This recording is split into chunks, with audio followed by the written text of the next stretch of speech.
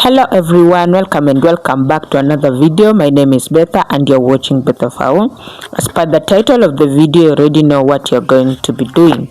So I just undid my cornrows and I had no idea exactly what I was going to do, but then this idea came into mind. So as you can see, the last time I undid my artificial locks, I realized my hair has a little bit of too much thinning at the end. That means it's a little bit unhealthy. And I also realized the thickness and the density. It had grown. The length was long, but now when it comes to thickness and density, I had a problem with that.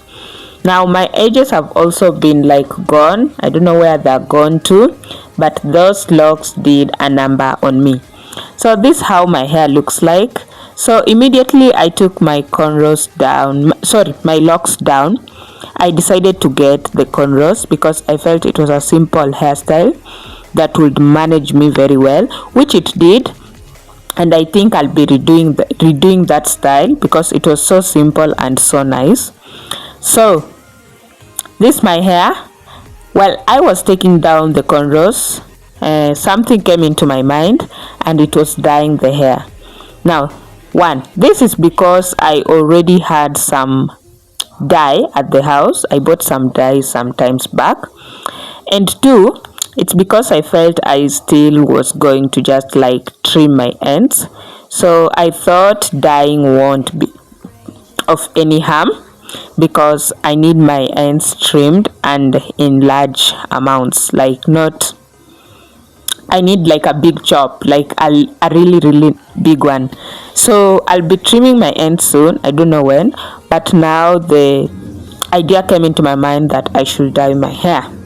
So because I have already said that I had bought this dye long time ago, the color actually was just chosen from the shade that I had thought of. I wanted it to be actually color brown and it was a dark brown, and I thought it would be nice to just get my ends having a color. I do love color on my hair, and so far the locks I had were black, the cornrows I had, the extensions were black, so I thought that this would be a perfect color for me. And I do love brown, even with the extensions. I do love the brown extensions. I don't know why, but when it comes to dyeing, I end up messing up. So let's see what happened this time round. So I feel like brown actually just complement my skin tone a little bit, because I feel like black, I'm too black, I'm too dark for the black. So there's that. And also I feel like brown is just it actually does show that your hair has dyed without it being so vibrant. So it was a dark brown, a color number 33. If you know braids, color number 33. So what is my current hair type? My current hair type is 4C, and it has been 4C all along. I haven't had any chemicals put into it or something like that. So I do have type 4C hair, and it has a lot of coils and curls. Not curls, but it's kinky and coily. And it has a little bit of different types of coils. At the front it's a little bit loose, but at the back it's so tight, and it's currently black in color, the porosity, and I haven't had the opportunity to test my porosity, so I don't know about that. Then how do you actually choose the right hair dye? So when you're going actually to choose your hair dye, you need to consider a few things, and one of them is going to be, we do have temporary dye. Those are the ones that you actually just rinse them out and you're done with the color, and you go back to retaining your hair color. Then we have semi-permanent. I think this kind of dye that I'm using today is semi-permanent because it doesn't bleach, it kind of stains, and when that happens, it means that after so many washes it will tend to run off, or get off. But now with the permanent dyes, you actually do have to bleach before dyeing, or actually the dye itself does the bleaching. So that those three types of dye colors or dye types, and if you are going for something that can be rewashed, you need to use temporarily. If you want something that actually stains, you can go with semi-permanent, and if you want a permanent hair dye, you can go with something that actually bleaches. And that means when it bleach, you'll have to like trim off all the colored hair for you to have your color back after new growth. So you need to select depending on longevity and maintenance level. So for the bleach, I think you really need a lot of high maintenance. For the temporary, I think all you do need is not to get in contact with water, because if you are rained on, all the dye will be on your clothes. Then I think semi-permanent is the best, but I have not tried out the temporary one. So I have done semi-permanent, and today I'm doing semi-permanent, and before previously there was a time I did permanent, and the permanent dye didn't work well for me because I ended up cutting all my hair even before enjoying the dye period time. So there is that. Then you're supposed to read the box and the labels carefully so that you understand what you're getting into. Some of the rules, are they called rules? No, instructions, some of the instructions. And also remember to wear gloves because it's gonna stain your hands. My fingers are still dyed from the semi-permanent dye that I've just done. So my fingernails. So there's that. Then you also need to check the ingredients list of the dye that you're using. So yeah, there's that. Now there is also something that you need to try carefully, and this is something that I learned on the previous time that I did permanently dyed my hair. You need to try a patch or strands for you to just test how the dye works, and this is important because of allergies, also safety and color preview, so that you have an idea of what actually is going to happen to your hair, how your hair is going to react, how your skin is going to react, and how the color is going to turn out. Now, how do you do this? You actually just take a little bit, apply some on a few strands, then watch it how it behaves. Avoid skipping it even if you have done the brand before. So I think it's very helpful, so you need to do that. Now, hair condition check. Ensure your hair is not too dry or damaged. Then pre-dye treatments, deep conditioning and trimming split ends. You need actually to do this before you dye your hair. You need to deep condition. And you need to trim. Avoid dyeing immediately after a chemical process. So you need also to avoid putting the dye immediately if you have chemically processed your hair. Another thing that also you need to do is you need to ensure that your hair is washed or clean, because if your hair has got some oil, no dye is going to react to your hair. And that's exactly what happened to me in this video, and I'm going to mention in a few bit why I did that.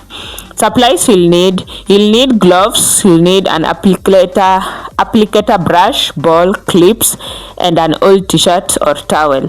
So the gloves are for the hands, the applicator brush is for applying the dye or combing the hair, or separating and all that. The ball is for mixing, the clips are for sectioning, and an old shirt or towel is just for you to wear to avoid you getting stain on your nice clothes.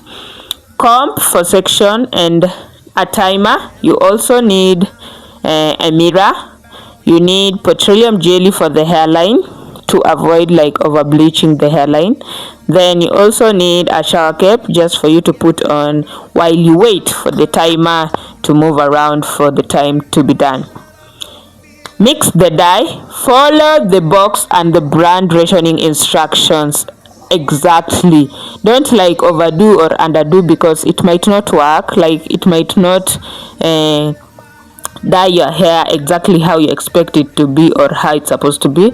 Mix until smooth and even to avoid over mixing. So you're supposed to use the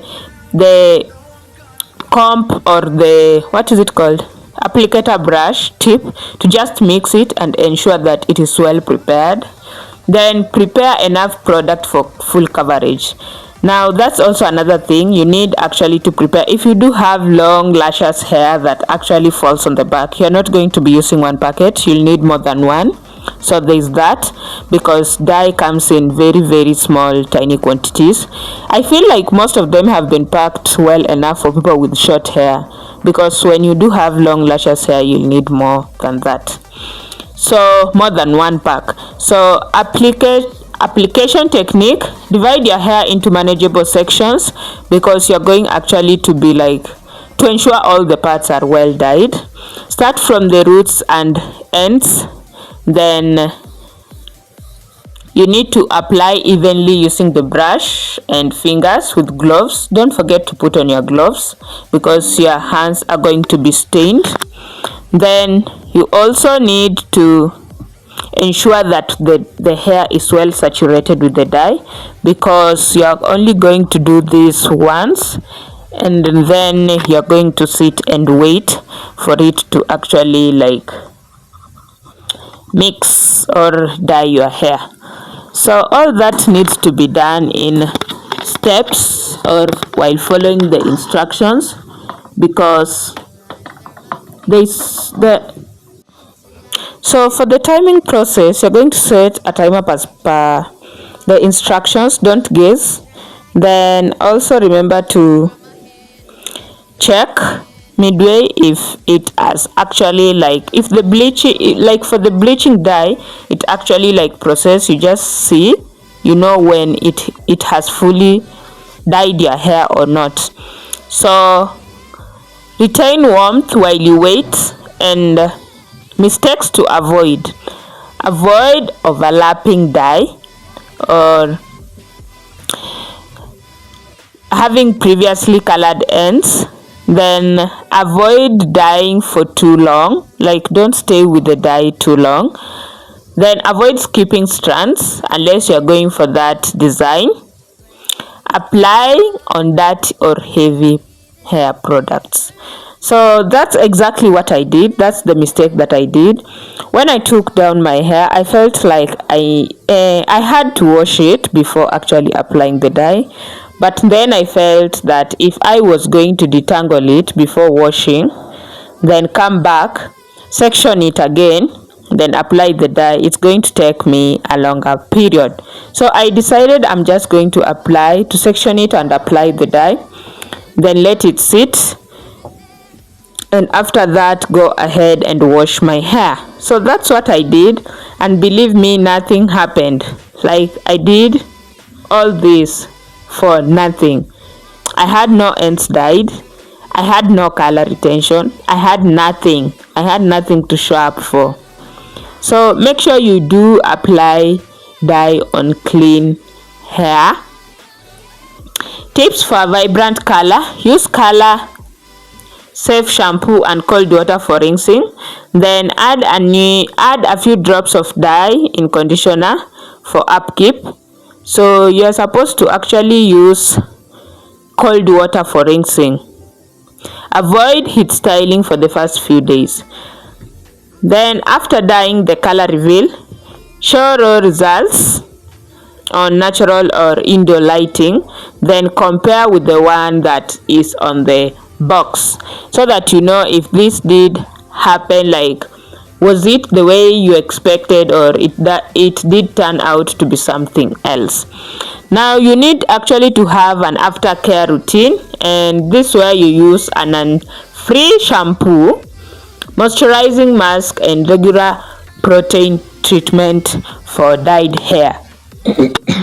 Limit washing to preserve the color, especially if you are going for semi-permanent hair dye, because the more you wash semi-permanent hair dye, the more it's going to just like rip off the color.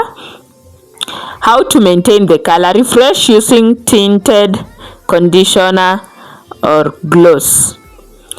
Then you also have to protect from sunshine and chlorine. Now that's another problem. Most of our water do have chlorine, and sunshine is always out there, so every time you walk in the sun, just know you're damaging your dyed hair. Then do a retouch every 4 to 6 weeks.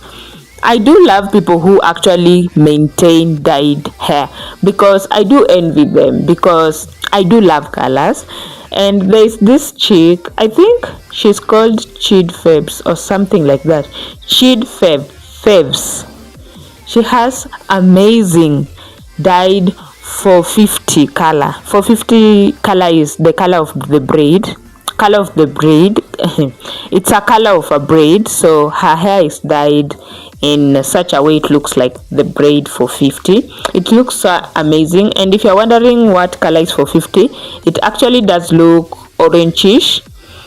It looks like an orange mixed with brown, and she maintains it so well. Like, it's her color, like it feels like she's grown on it, like something like that. It looks so nice. I wish I could do that, but now I feel I have a lot of struggles. Like, just to get there will take me time, because I have this the second time I'm dyeing my hair, and the first time didn't go so well. The first time I did dye, and all my hair fell off. My hair was so thick, and all of a sudden it was so thin. So that happened, and actually I did blame on the brand. Now I'm still like wishing I could do this, but I'm finding it a little bit challenging. But if I do manage, I'll be so exciting. If I do come up with a routine, like a dyeing routine, where I do maintain my hair color and all my hair is in a particular hair color, like just not, so that I just don't have to get it braided or something for it to look nice. So I don't know, that's my thoughts, or that's what I feel. I feel when you have colored hair, you can actually just rock it that way. Anyway, I'll know when I get there, but I'm still practicing. So most of the questions that people normally ask include, can I dye over black hair? Yes, you can, including me over here. I was dyeing over black hair. Then the budget breakdown, you need actually to like make a nice budget breakdown before starting to purchase everything. And you need to know if you need the permanent hair dye, you need to know if you need the semi-permanent hair dye, how much it's gonna cost, how much for the touch up, you know. Then you need also to ask for some professional advice if you feel something is missing. There are so many videos on YouTube on how people do dye their hair, so make sure you do like have a background exactly on what's gonna happen before you actually begin this journey. It's just like any other journey, and there's so much that can go wrong in the process. So here I'm just showing you my dyed hands. Then you need also to learn. With time, you'll just get better. It's also a matter of practice. You can also get help from a salonist or any other person who can help you like apply the dye or something like that, or even just section your hair. So if you think you can try this, please make sure you do leave a comment in the comment section and tell us exactly what your thoughts are and how you're actually going to do your process. Or also you can just say if it's something you have tried before, or if it's something that you can actually do. So I think that's it for this video. I'm going to leave it at that, and make sure you do like, share and comment.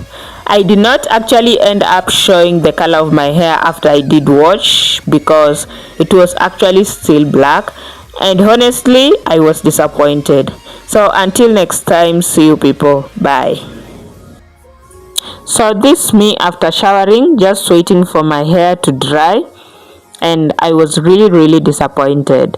I think next time I'll follow the instructions to the letter for better results.